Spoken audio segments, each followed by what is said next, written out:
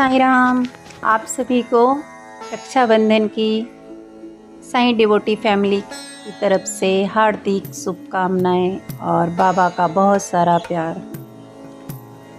दोस्तों, आज फिर मैं आ गई आप लोगों के सामने बाबा का संदेश लेके।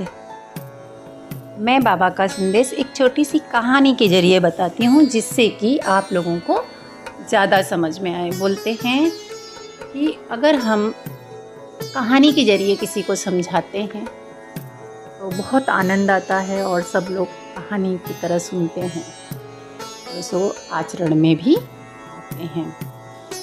दोस्तों, आज मैं बताऊंगी दान क्यों किया जाता है, दान का फल क्या होता है, बाबा दान देने के लिए क्यों कहते थे। सभी दानों में अन्नदान जो है वो श्रेष्ठ माना जाता था। एक बार की बात है, एक भिखारी था। वो अपने घर से भीख मांगने के लिए निकले। उस दिन त्योहार था, जैसे आज रक्षाबंधन है, उस दिन त्योहार था। उसने सोचा आज तो मुझे खूब अच्छी भीख मिलेगी क्योंकि आज त्योहार है।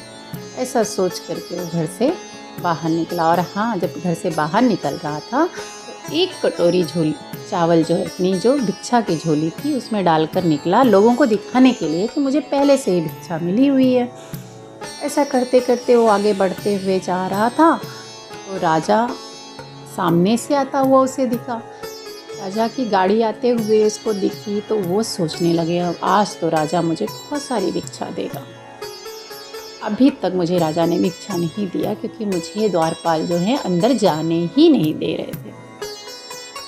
ऐसा सोच ही रहा था कि राजा उसके सामने एक याचक की भांति आकर खड़े होकर उससे भिक्षा मांगने लगे और कहने लगे, वत्स, मुझे कुछ भीख आप दे दीजिए।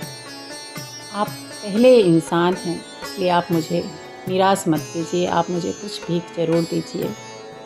मेरा देश जो है वो संकट में है और ज्योतिषियों का कहना है कि अगर मैं सब कुछ अपना त्याग करके भिक्षा मांग करके लेके आऊँगा तो मेरे देश का संकट टल जाएगा। तो बस प्लीज़ मुझे आप भिक्षा दीजिए। आज तक तो इस बंदे ने कभी किसी को दिया ही नहीं था। ये तो सिर्फ लेना जानता था, दिया तो था नहीं। अब वो बहुत परेशान हो गया कि क्या करूं।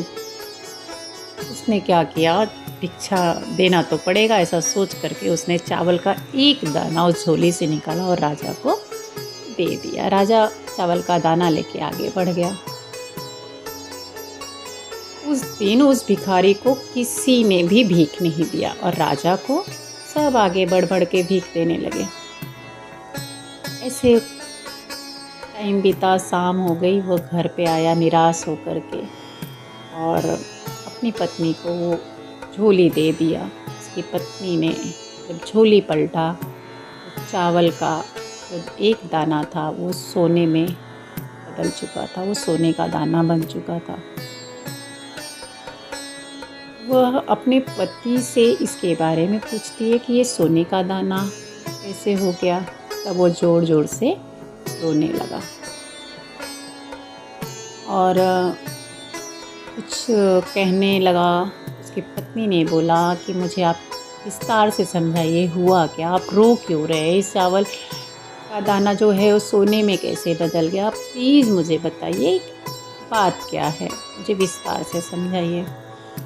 तब उसने क्या किया, सब कहानी सुनाने लगा, स्टार्टिंग से लेके लास्ट तक का, और कहने लगा कि इसीलिए कहा जाता है कि हमें दान करना चाहिए, हमारे अंदर दान की प्रवृत्ति होना चाहिए।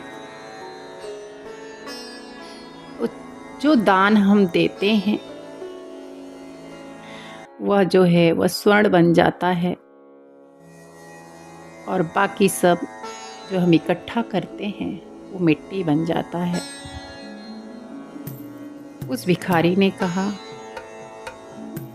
कि मैं केवल एक ही दाना चावल का दिया था, वो एक दाना ही स्वर्ण बन गया, बाकी जो चावल के दाने थे जो मैंने इकट्ठा किया था वो सब मिट्टी हो गया। उसी दिन से उस भिखारी ने अपने जीवन में परिवर्तन लाया और उसने भीख मांगना छोड़ दिया। मेहनत मजदूरी कर कर के अपने बच्चों को पालने लगा, अपने परिवार को पालने लगा। और जो इंसान भीख मांगता था आज वह लोगों की मदद करने लगा, खुले हाथ से दान देने लगा। जो लोग उसको देख के दूर भागते थे आज उसके नज़दीक आने लगे। तो मेरे कहने का मतलब है दोस्तों कि जब हमारी नीयत देने की होती है उसे कभी किसी चीज़ की कमी नहीं होती है। तो मेरे कहने का मतलब है देने से हमारी नियति अच्छी होती है, लोग हमारे मन को भी प्रशंसा मिलता है, लोग भी प्रशंसा करते हैं। तो आज इसी कहानी के साथ मैं विदा लेती हूँ। ओम साई राम, जय साई राम। कल फिर किसी एक संदेश को कहानी के जरिए आप लोगों के सामने लेकर आऊँगी। तब तक के लिए बाबा का जय साई राम, जय साई राम। अगर प्लीज़ आप लोगों ने सब्सक्राइब ना किया हो तो कर लीजिए।